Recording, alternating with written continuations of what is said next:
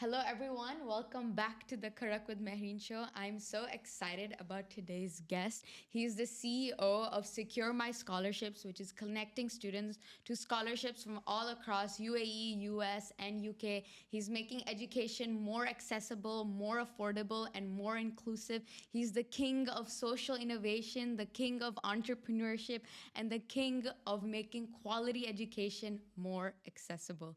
Let me please welcome Craig Fernandes. Hi, Mehreen. Good afternoon, good evening, good morning to everybody watching this. Thank you so much for having me on here.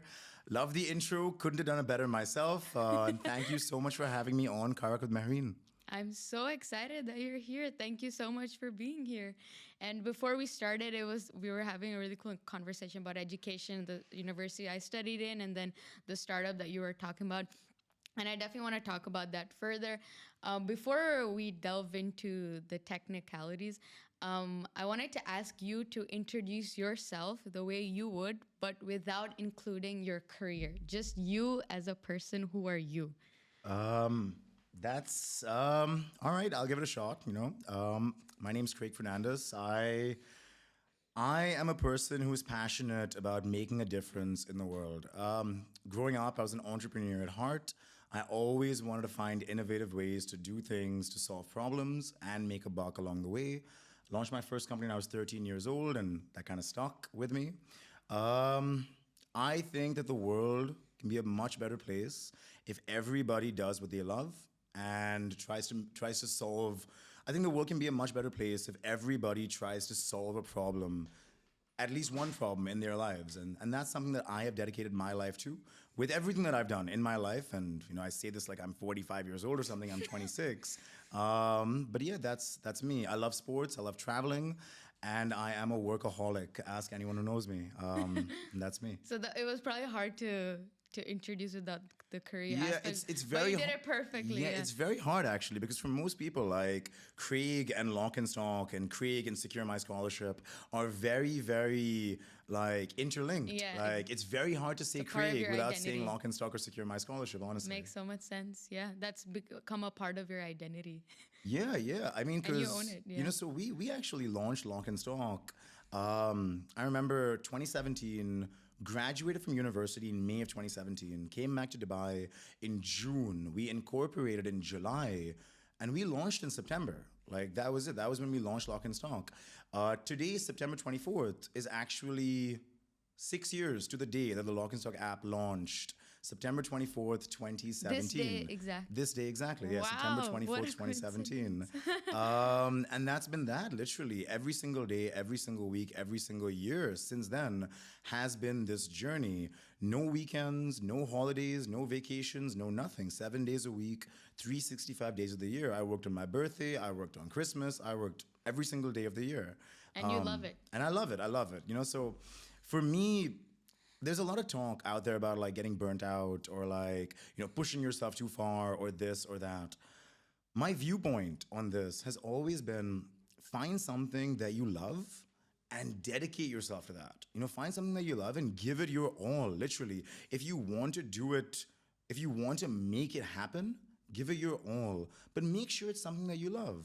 And then even when it's tough, even when like you have a migraine or you're tired or your friends are going on a vacation to Amsterdam and you can't go and you're feeling down, you're going to say, all right, it's fine because I love what I do. And that's all that matters at the end of the day. But how do you find it? Like for you, for yourself, you went into the education space. How did you find this love for this space? Yeah, so I mean like, it's been a journey. Right, honestly. So what we do right now, Secure My Scholarship, which of course is a edtech platform that connects students with scholarships for free, it was actually an outgrowth of the Lock&Stock mobile application. But all the way back, so we launched in September of 2017, the core Lock&Stock app. In January of that year, so I was an econ student and I was still in university at that time. Mm-hmm. In January of that year, I was in an econ class. And while I love economics, econ can sometimes get a little boring or a little dry, I think. Mm-hmm. Yeah, and I remember, there was an econ class, there were about 25, 30, 35 kids in that class, whatever. And I kid you not, Mehreen, honestly, I remember looking around that classroom and each and every single student was on their phone or on their tablet or on their laptop. Nobody was paying attention. And the poor professor is just teaching and teaching and teaching and talking and talking and talking, and no one is paying any attention whatsoever. And I was like, this might actually be a problem. Let's do something about this. So I went home that day, did a bunch of research, and discovered this thing called digital addiction. Back in 2017, nobody had ever heard of this. Today, digital addiction is something that everybody knows about and it's talked about a lot. But back in 2017, nobody had ever heard about this. Yeah. And I go on Google and I'm searching and I'm researching, smartphone addiction, digital addiction, all of that stuff, Instagram addiction, whatever. And I find all these stats and research reports and research papers about the phenomenon. And I was just like, okay, can we do something about this? And a couple of months later, we launched Lock&Stock, right? It was aimed at helping students pay attention and study in class, but in a fun and innovative manner per se. That's so smart. Yeah, Yeah. that's so clever. Can we break for a second? Give me Do a you need tissue? tissue? Yes, Yeah. exactly.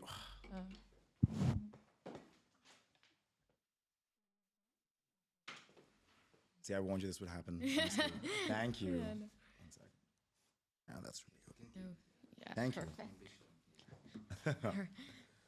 You guys Do have you to want- invest. You guys have to invent podcast studios with ACs on, please. We are trying to work on this. Fingers crossed. Okay. Need to go? Yeah. You good? Yeah, I'm good. In 3, 2. Yeah, and we launched Lock&Stock, and that was the main aim, like to help students pay attention in class better. The original Lock&Stock mobile application was super simple. If you were a student, what we did was we basically geofenced each and every single university, college, school in Dubai in the UAE. And so if you were a student, you had to be on campus to use the application. But if you were in class, you open up the app, you lock your phone, you stay off your phone, and whatever you do, what you're supposed to do in class. You're taking notes and you're doing your homework or you're paying attention or you're learning, basically. And when you're done with class, you open up the application, you see how many rewards you earn, and you use those rewards to get offers and discounts from our partners. When we launched on September 24th, 2017, we had 0 students and 24 partner brands. A year and a half later, by the end of 2018, we had 30,000 students using the application every week, and we had about 600 partner brands. By the end of 2019, we had 80,000 students using the application every single week, and we had about 1,200 partner brands all over the UAE with no external capital, with just a couple of us just rolling up our sleeves and getting things done. We had basically built the largest student lifestyle platform in Dubai. To put 80,000 students in perspective, 80,000 students might not sound like a lot, obviously. Like if you look at like large tech companies, you'll see hundreds of millions of users or whatever. But we were targeting 16 to 23-year-old students in Dubai. That was our target demographic. And in that demographic, there are 230,000 people. That's it. Like that's the size of 16 to 23-year-old students in Dubai. Right. 230,000 students. Out of those, we had 80,000 students using the that's platform crazy. every single week. It reached a point where like literally every single student, high school or college in the city, was either using Lock&Stock or was or had used Lock&Stock before or knew someone who was using Lock&Stock. It was ubiquitous. Till today, I will take the metro and I'll wear my Lock&Stock shirt, and a random person. The app has been down for the last 2 years, but till today, I'll go on the metro and I'll wear a Lock&Stock shirt, and somebody will walk up to me and be like, "Oh my God, you know Lock&Stock? Like, wow, did you used to work there?" Like, yeah, I used to work sales, I was business development, whatever. But it was ubiquitous, honestly. 1,200 partner brands as well, and I'm talking the biggest of the biggest. Every single cinema chain, every single e-commerce brand. Wow. You walk into a food court in Dubai Mall or Mall of the Emirates. Every second restaurant in that food court is a member of Lock&Stock, or was a member at that time. It was insane. But along the way, so the core application was lock your phone, stay off your phone, collect rewards, get access to offers and discounts. And that's awesome. But along the way, we said, okay, fine, we have 50,000 or 60,000 students on the application. How can we give them more value, right? We have this pool of students. How can we continue solving student problems? So we conducted a bunch of feedback sessions. We understood from them just what are your pain points, aside from offers and discounts, obviously. What are your other pain points? And we actually launched two other verticals on the application to complement offers and discounts. The second one that we launched was jobs and internships for early employment for students or internships. We had about, I think at its peak, it had about like 300 or 400 internships live on the platform at a single point in time. That number kept fluctuating, obviously. But that was our second platform that we launched, jobs and internships. The third one, actually, which had the biggest impact, I would say, was our scholarships section. Because we would speak to a lot of students. And I mean, think about it, right? With Lock&Stock, with the students who use Lock&Stock, Philly, buy one, get one, or Costa, 50% off, or whatever. These are not students from, I guess, stereotypically wealthier communities in Dubai.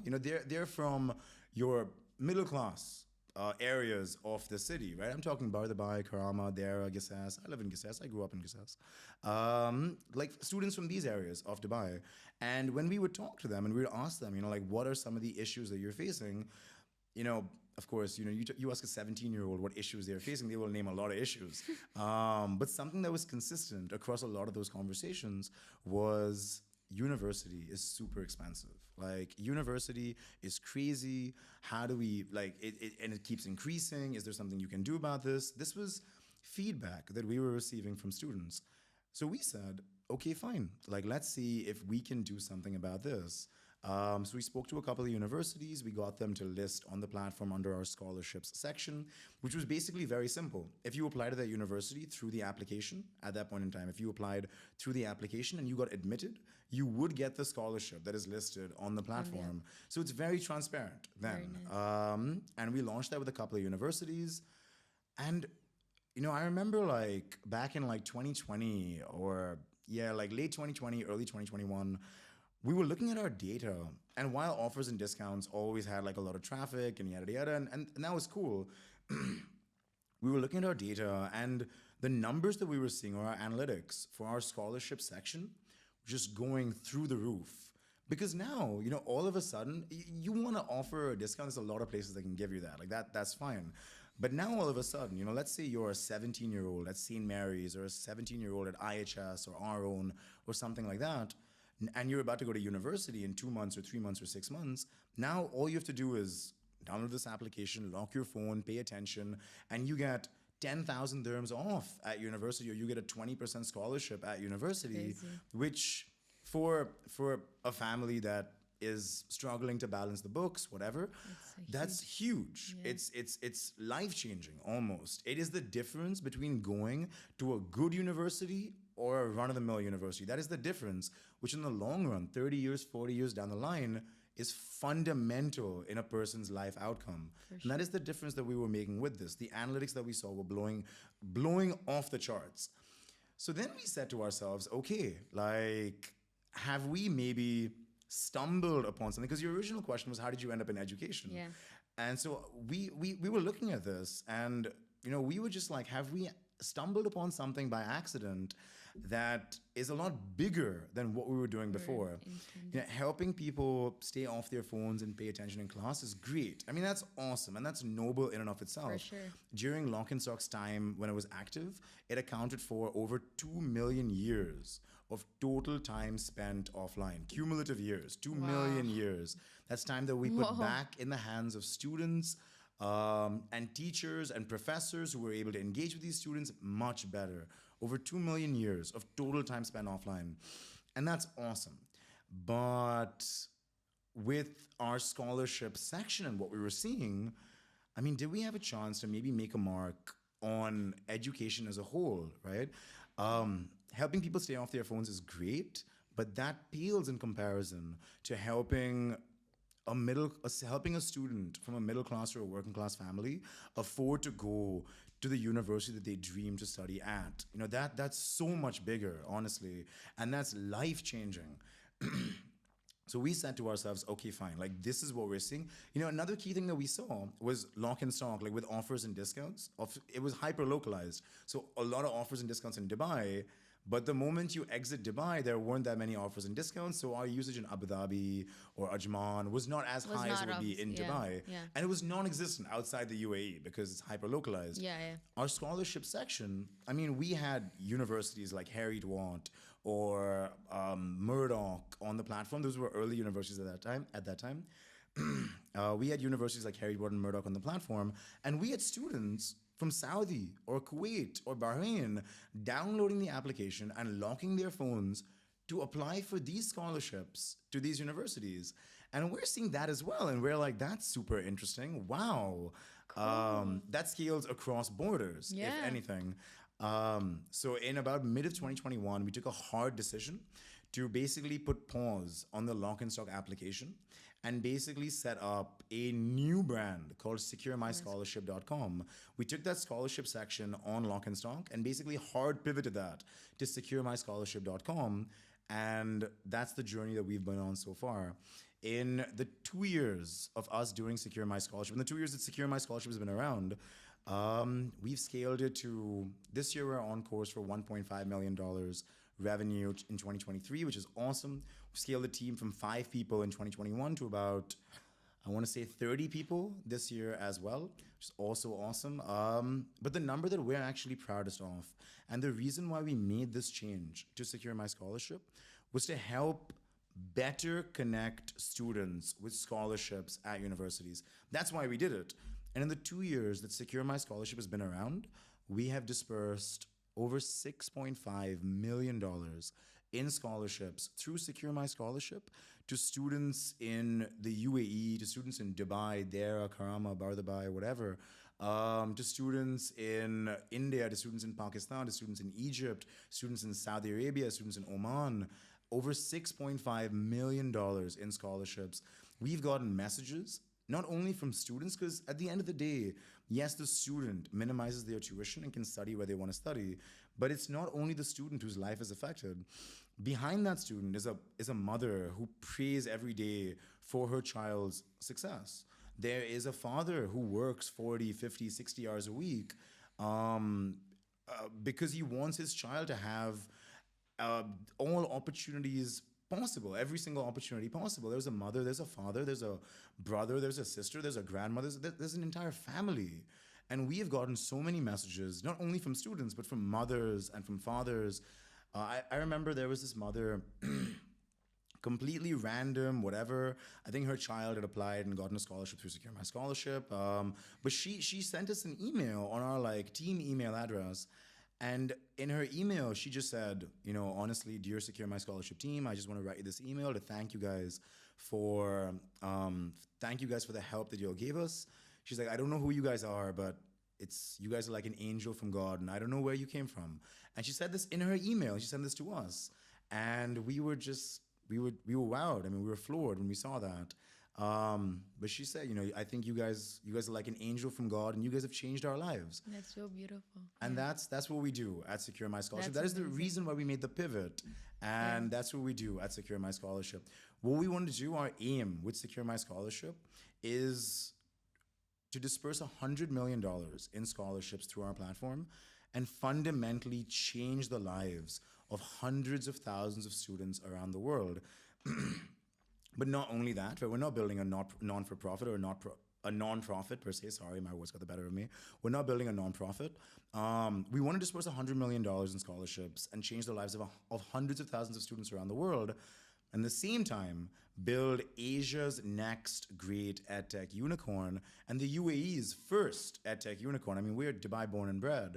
And that's what we want to achieve with Secure My Scholarship. So fingers crossed on that.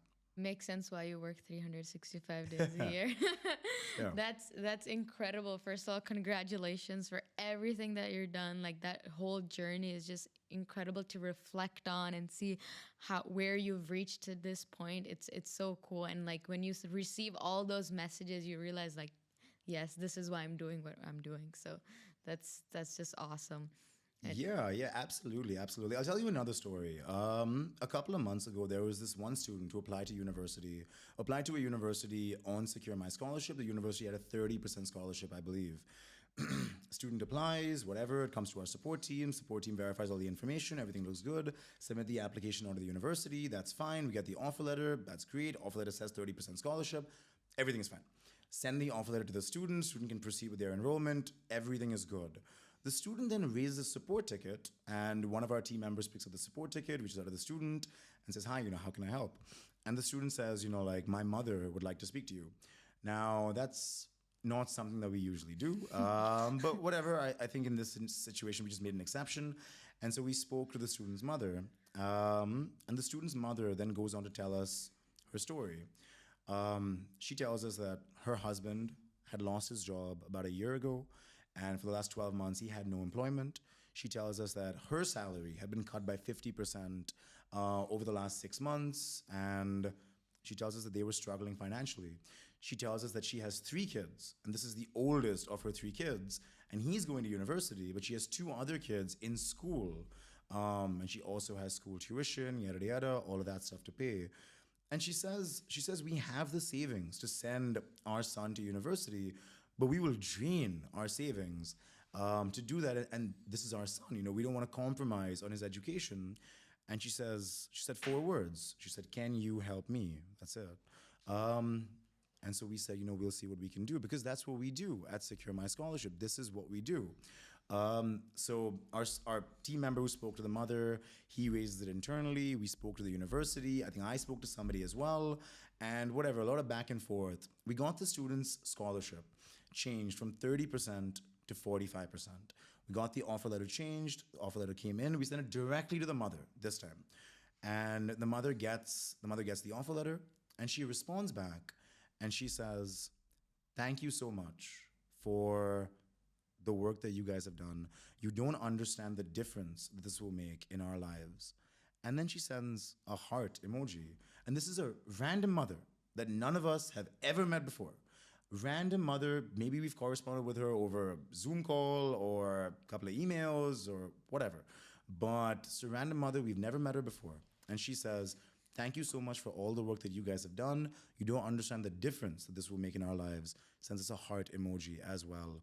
That's incredible. That's amazing. That sums up why we do what we do.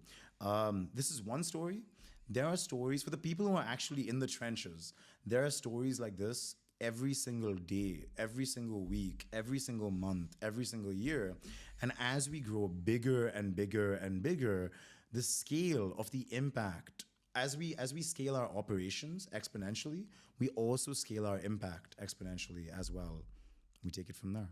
That's incredible. Literally no words. That's so beautiful to hear. And what you're doing is creating such a significant impact, one student at a time. And it's not just, as you said, it's not just that student's life, it's the entire family's life, and the life of the future life of that child. It's just insane to think about how much of an impact that is. Let me tell you, right? Education today has become incredibly commoditized.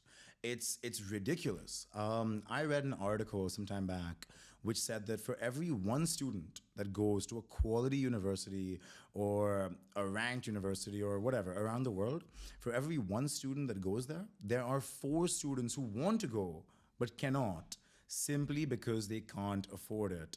It's terrible. It's incredible. For the 5 million students that went overseas to study last year, there were 20 million other students who wanted to go but could not go because they couldn't afford it. They were told, "Your dreams are too expensive. Pick something else." I'll tell you, like this relates to me personally as well. So I was born in Dubai. My parents moved here in the early 90s from India for work, like so many other people at that time. I was born in Dubai in 1996, but grew up in Sharjah, so on the outskirts of Dubai. Small, tiny apartment, cost us about 6,000 dirhams a year in rent. And that's how I came up. Like, that's the apartment that I grew up in. Super crowded area, lots of traffic, whatever.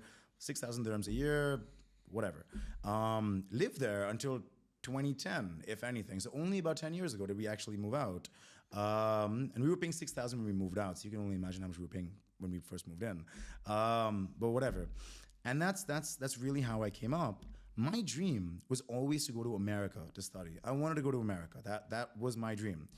But I told my parents this, and they said, listen, like, America, that's super expensive, right? America is the most expensive higher education destination in the world, bar none. It puts all other countries' tuition systems to shame. It is so incredibly expensive. They said, America's super expensive, pick something else. Like, whatever, like, we'll save, yada, yada. We'll try to contribute as much as we can, but pick something else. America's so expensive. I said, no, right? I want to go to America. That's my dream. I'm not going to compromise on that. I don't want to compromise on that. So let me see what I can do. So I worked super hard in high school. I remember literally my only plan was to find a way to go to America. I worked super hard in high school, graduated top of my class. I was on the football team, cricket team, debate team, business team, whatever else you can think of. All of that stuff. Graduated top of my class, et cetera, et cetera, et cetera. Put together this rock solid college application, and I applied. With nothing more than a hope and a prayer. I applied to a bunch of universities across the U.S. I got into about 8 different universities in the U.S., but I chose to go to a smaller, maybe less well-known university in the Midwest called the University of Iowa. And I went there not because they were the highest ranked university that accepted me. That's like, there were other better ranked universities, but they gave me the best scholarships to attend. And it was affordable. Between the scholarships that they gave me, plus my parents' savings, plus me working a little bit while I was there, it was affordable. We could make it work. And that's that. Like, I was able to go, but if I didn't get the scholarships that I got, it would not have been possible for me to go to the United States. And that's bullshit. Like, I think that everybody out there, going to America was my dream to study, but I think everybody out there should be able to do what they want to do. Like, it should be able to study where they want to study, where they dream of studying. Go out there, explore the world. If they want to stay in Dubai, that's great as well. Go to a good university in Dubai. Go to a great university in Dubai. Don't settle. Don't let anyone tell you that your dreams are too expensive and you should pick something that you can afford. Be realistic. That's bullshit. That's rubbish. Go live your dreams, and Secure My Scholarship will help you. That's what we do. It's beautiful. I love that. That's amazing. And it's really cool that you could relate to this, to what you're doing personally as well. So that passion could also come from your personal experiences, which makes it even greater.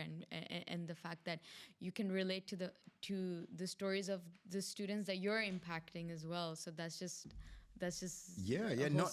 not just myself, actually, like everybody on the team. So I grew up in Sharjah, and then I moved to Gisas, which is where I still live with my parents. But everybody else on the team also grew up in Dera, in Gisas, in Sharjah. Everybody else on the team comes from similar backgrounds. I actually knew many of them in school as well. People who work with us today or are in leadership positions, I knew them when I was 15 or 14 in school, and maybe they were like 14 or 13 or whatever. But I knew them in school, and they all live 5 minutes away from me, 10 minutes away from me. I remember we interviewed our first, so we launched this with a team of 5. We had 5 core team members. And the 6th person, so team member number 6, we interviewed him at one of our team members' apartments in Karama. And I remember, like, we're in the apartment. No, we were actually in the mezzanine floor of the building. And it's a building in Karama, whatever. I think it was the Golden Fork building. And this guy shows up, and he's wearing a suit and a tie and all of that stuff. And we're just chilling over there on the mezzanine floor. I mean, we're doing work, but, I mean, like, we were in casual clothes, wearing, like, sneakers and shorts. And we're there for this interview. And we're in the mezzanine floor of this building in Karama. And he shows up for the interview. So when I say that, we are Dubai born and bred, and Dubai is interwoven into the story of Lock&Stock and Secure My Scholarship, I mean it, right? All of us were born here in Dubai. All of us grew up here in Dubai, and not in, there's 2 parts of Dubai. There's the incredibly wealthy, and there's the middle class version of Dubai, whatever. we all grew up, we all grew up we all grew up in, just, I guess, very down to earth families in the heart, what I like to call the heart and soul of Dubai. Bar Dubai, Karama, Dara, that side of town, and that's how we came up. And that's that. Awesome. That's so cool. And speaking of education, we've talked a lot about how important quality education is and the impact that it could create on students. I wanted to also ask you about your perspective on the relevance of the education system today in terms of how there's the AI disruption happening and all these changes happening, and just the fact, even before AI, even though AI has been a while, even before ChatGPT, but the fact that school systems prepare you to be factory workers, because that was the initial reason, initial way that school systems were created. That's the foundation of school, and it's been like that for ages. So what do you think of the school system today, and from your personal experiences studying in UAE and in the US? Okay. Before I answer this, can I just dab the sweat a little bit? Yeah. Thank you. Thank you. I didn't want to start answering and then stop. And then starts. Yeah, that's fine. Yeah. How is the podcast going though? How do you think? It's perfect. I just want to talk more about the different your different opinions about the education system. Sounds good. So let's. It's just that we have I think 10 minutes or less left. Sounds Okay. good. Sounds good. But we'll make the most of it. So let's do it. Speak up from in 3, 2. Yeah, the school system, the education system. See, at the end of the day, there's a lot of disruption that is happening. Yes, I think education has never been more democratized through just YouTube or LinkedIn. You can learn so much, and that's incredible. I think education has never been more democratized. I think there are now an infinite more ways to learn things.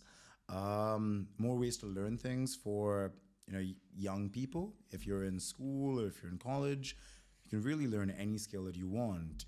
As long as you have the willpower to learn it, it is available to you, and most likely for free as well, which is incredible. But with regard to the school system, you're absolutely right. The school system sucks. The school system trains you to be factory worker. That's also very true. They make you sit in lines. They make you wear the same thing. You raise your hand to talk. All of that stuff, and that's incredibly true. I think that schools and universities, but universities are doing it more actually. But it needs to flow to a younger level, school students. It needs to come to people aged 18 and under, I think, where they need to teach people or place more of an emphasis on creative thinking and collaboration and teamwork, as opposed to just memorization, regurgitation of answers, whatever. I studied in an O-level, A-level school, so British curriculum, and we had it pretty bad in terms of just, okay, here's the materials, study this, here's the exam, that's it, literally. But I know people who studied in an Indian system like CBSE, and it's even worse over there, exactly. Yeah. So less of an emphasis on memorization and regurgitation, because today, every date or fact that you need is available with a couple of clicks on your phone. So you don't actually need to memorize as much. Yeah. You need to be able to take information and process that and use that to create better output, if anything. So how do you do that, right? Creative thinking, how do you problem solve? Most people, when they graduate school, are incredibly linear. You tell them what to do, they'll do it, because that's how they've been taught. You tell them what to do, they'll do it. But you need people who are able to, without being told what the problem is, figure out the problem and then go about solving it.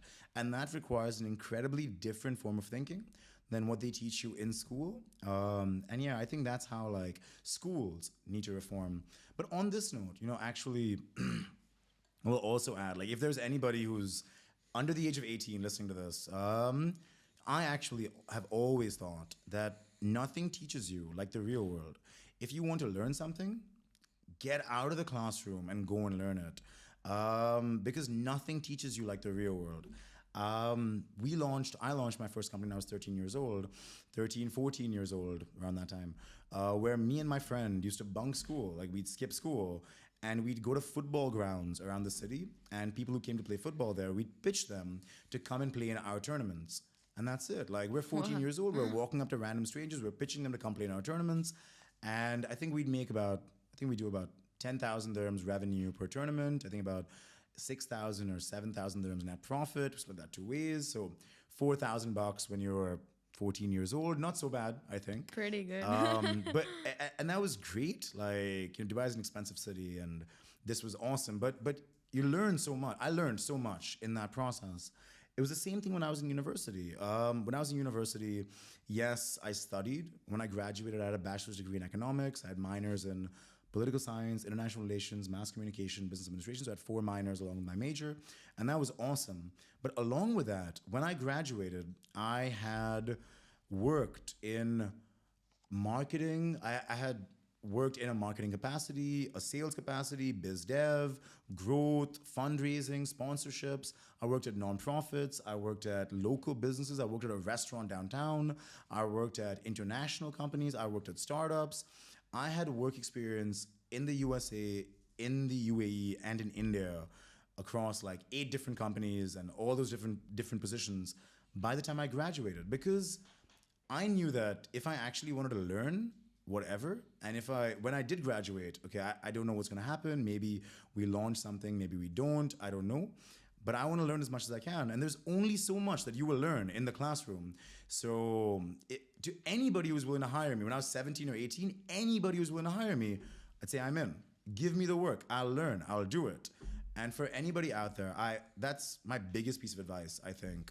Nothing teaches you like the real world. You really want to learn, get out of your room, get out of the classroom, go out there and learn. Just take something. Honestly, do something. Even if it's marketing intern at a local restaurant. Yeah. That's the best piece of advice. And my father says the same thing, actually. He's taught me a lot about, because I grew up I did A-levels as well, and I was so focused on my exams. And because A-levels kind of pressures you into thinking that exams are everything. So you grow up thinking that if you don't do well in this exam, then that's it, like your life surrounds that one piece of paper. And it's horrible, honestly. it's the worst way to learn, because now I don't remember anything I learned during those like 2 years that I put in all my blood, sweat, and tears. So for sure, it's what you do outside of school that you actually remember, that you actually learn from, and that you will that makes a difference in your education. And you were saying that there's no limit to what you can learn in the practical world, but there is a limit to what you can learn in the classroom, because there's a syllabus. You're following a systematic approach to learning, and there's a limit to that. So I completely agree with what you said. I used to work at the Animal Center Foundation in Iowa City. And as part of my job description, at least, I had to go door to door and raise $5,000 for the Animal Center. Now, they will never be able to teach you that. And that is a lot harder than it sounds, because you got to knock on a door and someone's going to open it. They're not expecting you. And you got to look them in the eye and convince them to give you money. And that requires a lot. I'm telling you, like, you learn so much. You learn people skills, you learn sales, you learn body language, you learn communication. You learn so much just from that you will never be able to learn. They're never going to teach you any of this stuff in the classroom. You don't have to go and get money from random people in a classroom. They're not going to be able to teach you things like confidence, things like communication, things like people skills. Because in a classroom, there are 20 people. You know everyone in this classroom. It's the same thing. It's a very structured environment. Yes. And that's something. These are things that you don't learn in class. Yeah, like imagine asking someone who wants to swim versus read a book about how to swim. Yeah, like, absolutely. Exactly. Absolutely. So this is definitely something that there are things that are changed. There are reforms that have been introduced, but it has been in such a gradual and slow manner, which for me is quite unbelievable, how so many things have revolutionized, have advanced, have changed, but the education system has remained quite static relatively. The issue over here, it's very, very true. The issue over here is that the education system is extremely resistant to change. And it's because the education system borrows a lot on trust, right? Schools and universities, you go to enroll your kid at a school and you find out the principal is 30 years old, you're not going to enroll your kid there. So it borrows a lot on trust, And because of that, the people in leadership positions in educational institutions tend to be older. I'm talking 50 plus. And the older you get, the more hesitant you are to change. And that is the reason why the education industry, as compared to other industries, doesn't change. So it was the same thing with the banking industry for the longest time. Banking refused to change until you had this new wave of 20 and 30-year-old, you had this new wave of fintech startups that were run by 20-year-olds or 30-year-olds who would just like throw the rule book out the window, let's do things differently. But before you had that, the banking industry never changed. Forever, literally. Same thing with education. Talking about mental health, when we talk about emotional intelligence and taking care of your mental health and taking care of your emotions, this is also something that you don't really learn in school. That is actually the opposite, because in your teenage years you go through a lot of issues mentally, physically. You're going through a lot during that phase, and you don't really know how to manage those things. And I know you were talking about burnout, and if you just do the things you love, that's not really relevant. But as human beings, mental health is definitely important. So in your life, in your career, working 365 days a year, what do you think of mental health issues? So don't get me wrong. I think mental health is a very, very important thing. Yes. I think the key thing, and I'll speak about this from my perspective with regard to what I do. When I say I work 365 days of the year, that is true. But there are days when I work 15 hours. There are days when I work 3 hours. There are days when I work 10 hours. There are days when I work 4 hours. It's because you got to remember that life is long. You don't need to do things tomorrow or next week. It doesn't need to happen by the end of the year. Like there's a lot of time to do everything, literally.